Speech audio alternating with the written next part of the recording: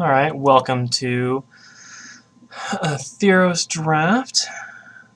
So I open up the Bident of Thassa.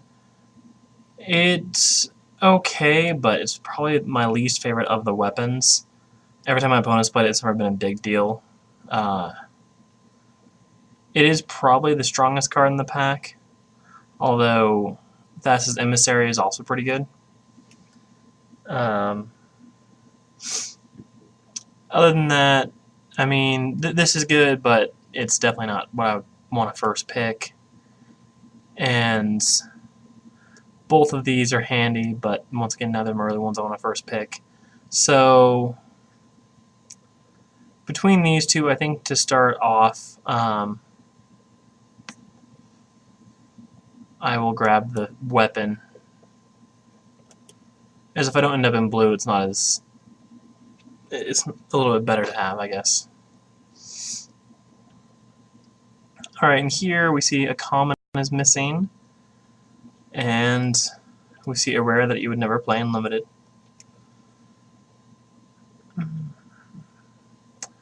Black-blue is probably my favorite archetype, so I'm leaning to begin with one of these two. With what's in here, Wave Crash Titan is pretty decent, as is Battle-Wise Valor, and then once again so is the Cyclops. And this is something that's actually pretty decent as well.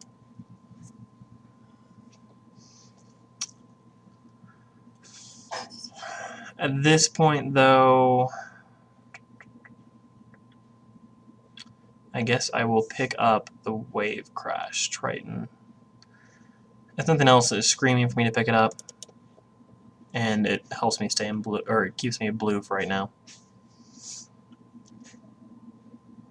Alright, and then here, I think I'm just going to pick the Gray Merchant. It's one of my favorite cards in the entire set, and as I said, I like blue-black, and it definitely pulls me a lot there. It's stronger in comparison to the Blood Toll Harpy. Otherwise, I could pick up another Triton or an Aqueous form. Omen Speaker isn't too bad, and Breaching Hippocamp is just one I always find funny because everyone seems to think it has flying, because I've had multiple people try and play it to ambush a flyer, only to find out it does not have flying itself. And then this is probably one of the best green cards, but I still think I'm going to take the Gray Merchant here.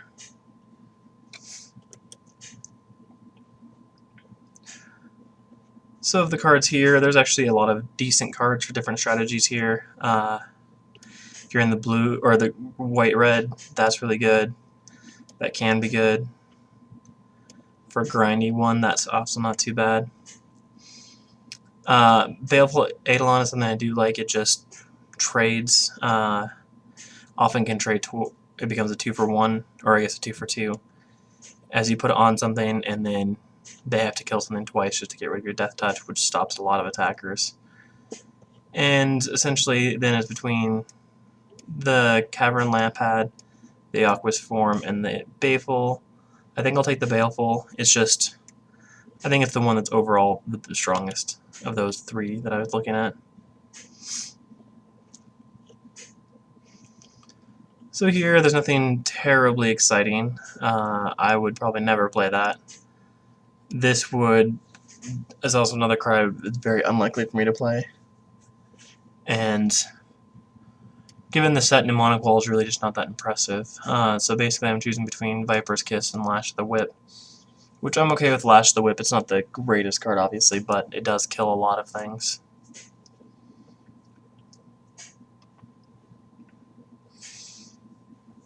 And here in this pack, another good for the red-white deck is right there, as is that. And then a bunch of mostly mediocre cards. I've been mostly unimpressed with this guy unless you have one of the 2 or 3 ways to recur things.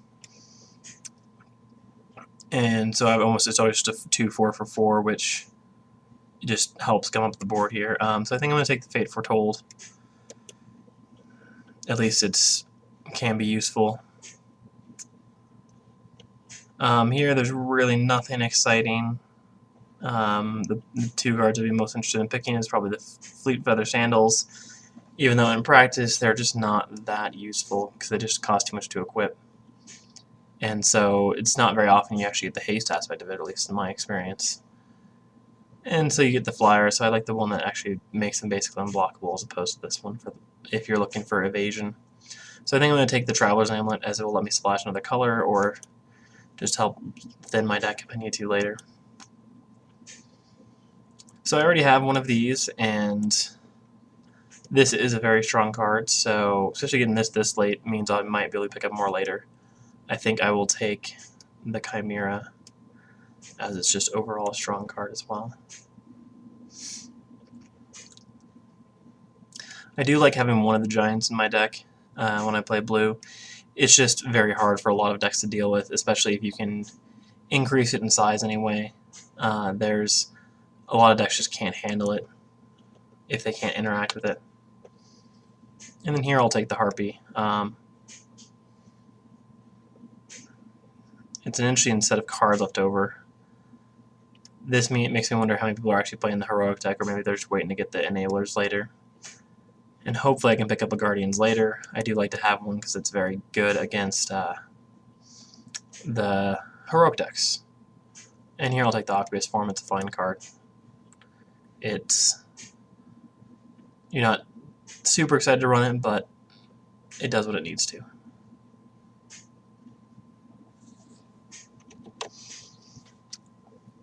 I've never really cared for this card, but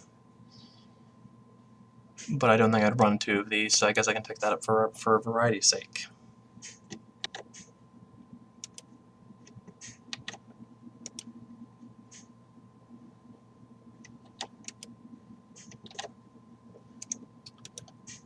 Alright, and so I opened one of the better black cards in the set outside, especially for limited. The Abhorrent Overload does a lot of work, and to be honest, the rest of the pack is very unexciting.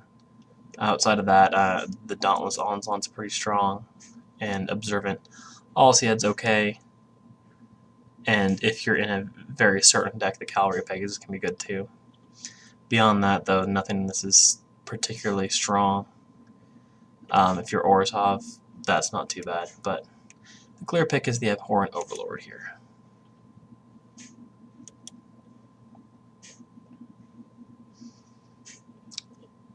So here I'm kind of surprised to see both a Spear and a Phalanx Leader, so those are both very strong cards. I mean, I'm going to pass them both, so I guess I shouldn't be too surprised. As in this pack, this is easily the best card for my deck. It just can do so much, and so that's the pick.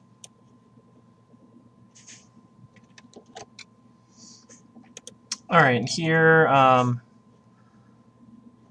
the only card that even makes sense to pick is the Thassa's Emissary. It's a very strong card, and that's probably you make an argument for being the best card in the pack, or the second best, but I think the Thassa's is probably a little bit better. Obviously, if you're in the white-red deck, though, that's the best card.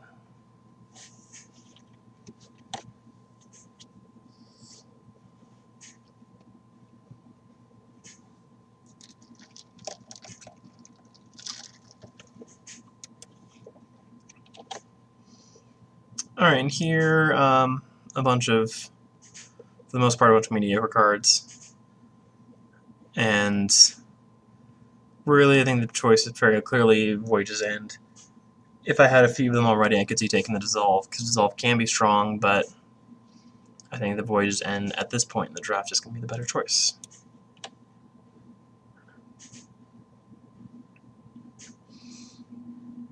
I'm never thrilled about Felhide Minotaur. It's not terrible, but it's not great either. And I don't mind having one of these just as a way to get some card advantage later in the game, so I'm going to go ahead and grab the Bounty. Although I could see an argument for taking Viper's Kiss. I really don't think Felhide Minotaur would be a better pick, though. It's a 23rd card, and it is okay. And here's an interesting question of would I pick the Voyage's End or the Disciple of Fanax here. Given my current setup, it's an interesting question.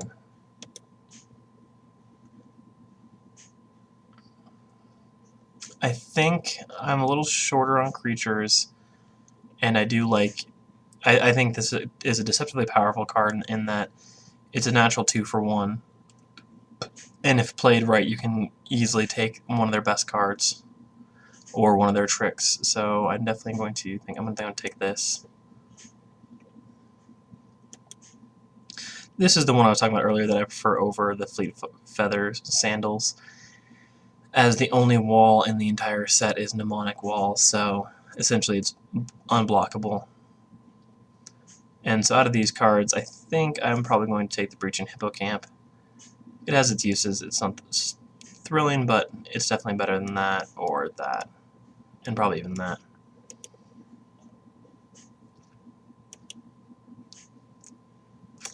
Now I wish I had taken something else, since I'm here. I'm just going to take another Breaching Hippocamp.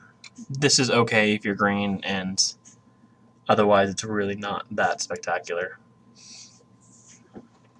If it had cost 4 or 5 mana even, it'd probably be a lot better, but at that price it's just not that good.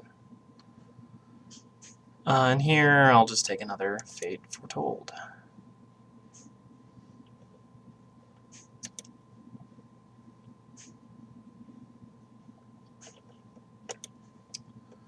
So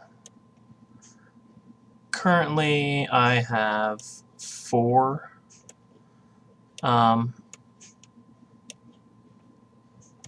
instance of sorcery, so I go and take the boon, as you can use it as a pseudo removal spell.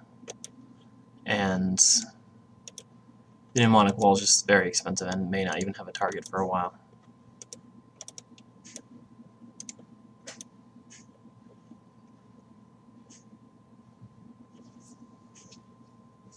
So what I'd really like to see in the next pack is another Grey Merchant and a Sip of Hemlock or 2, as those are just very handy to have in this style of deck.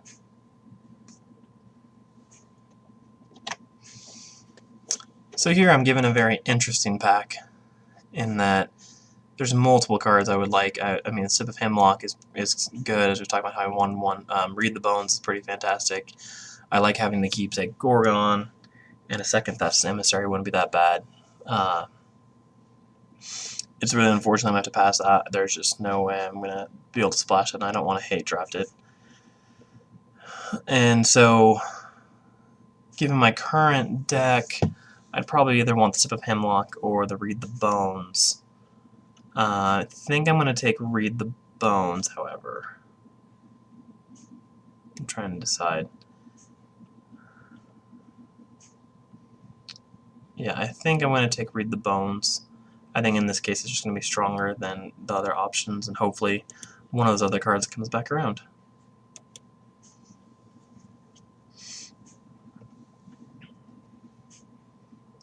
So here there's really not that much as exciting. I've never been that impressed with the Ordeal of Erebos. It can be really good, and it can also be just very bleh. It can turn into just giving them 3 counters, because they see it coming, so it's not very likely to. I think I might actually just take the Scryland here, since it does fit my colors.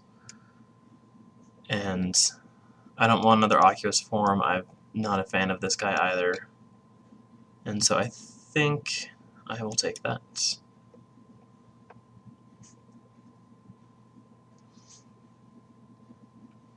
So here I could take the Pharika's Cure, which can be really good against the heroic decks, but against a lot of decks it's also just dead, and even against them it can be dead at times.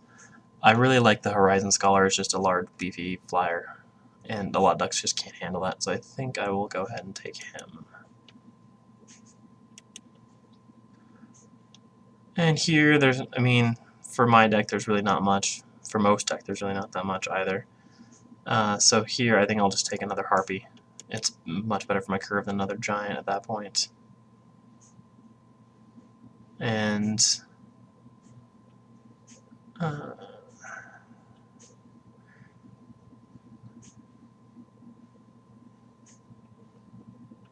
I think I'm going to take the Demonic Wall at this point, as that lets me replay some of the little removal I have at this point.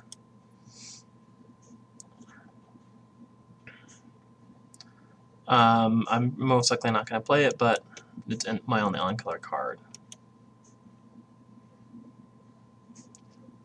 Here, Rescue might actually be useful. If I can rescue in the Disciple or the Grey Merchant or even the Abhorrent Overlord, it can be quite useful. I'm actually really glad to see this. The Shipwreck Singer is just a card that is deceptively powerful, and a lot of people don't really realize how powerful it is, although people are catching on.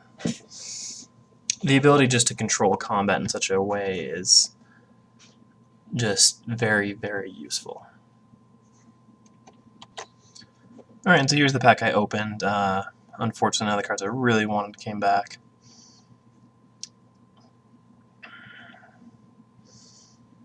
And in this case, I think I'm going to take the Minotaur, as I could use the creatures mostly right now.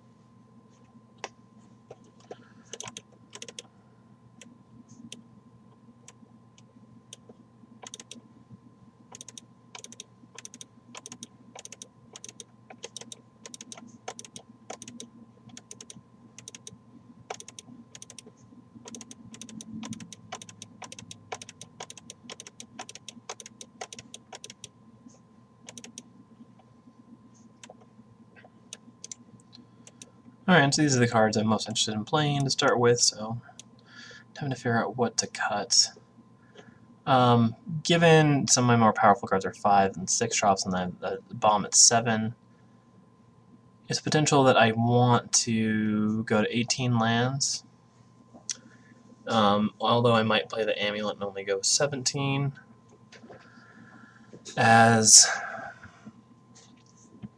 I don't have a lot to spend my mana on, except for, I mean, I have the 6s and the 1/7, but I'm not sure if that means I want to run that many land.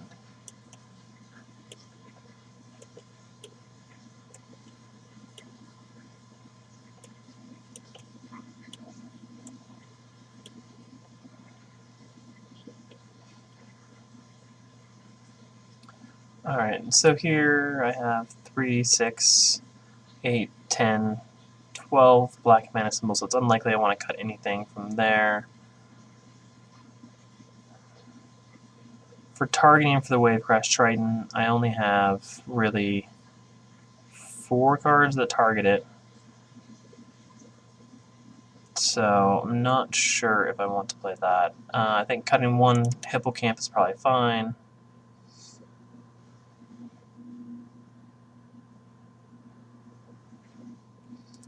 Probably okay cutting a Fate Foretold, and I'll probably cut the Trident. It's just, I think I prefer having a 2/3 to a 1/4, and they're mostly going to be vanilla at that point.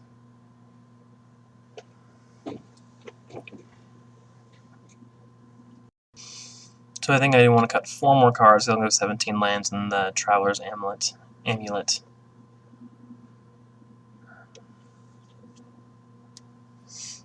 So I think I'll cut the Boon. Boon's just always been a very mediocre, if unexciting card for me.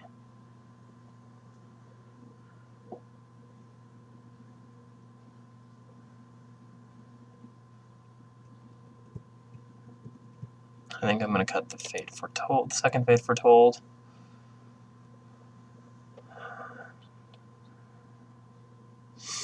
And then so at that point, my Mnemonic Wall can pick up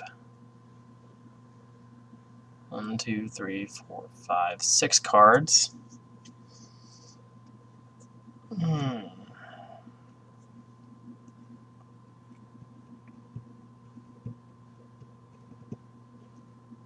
So I think cutting a wall is fine, as well as one of the steeds. And I think going with this should be fine at that point. Throw my Temple of Deceit. And 8 and 8 sounds good. I think I'm pretty satisfied with that. I'll see you for round 1.